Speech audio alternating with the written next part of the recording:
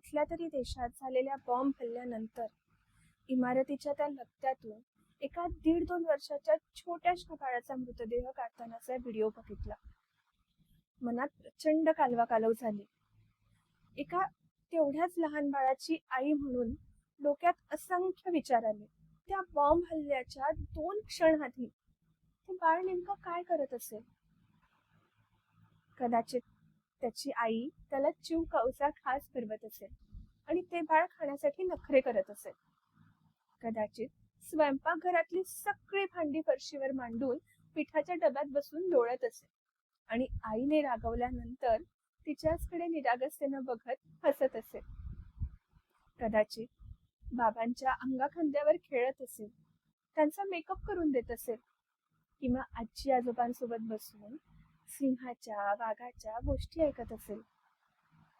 कदाचित ते बाळ किंचाळत असेल, हट्ट करत असेल, मला इलेक्ट्रिकच्या प्लग मध्ये का हात घालू देत नाहीत, डस्टबिन का उघडू देत नाही, दिव्याला किंवा मेणबत्तीला का हात लावू देत नाहीत.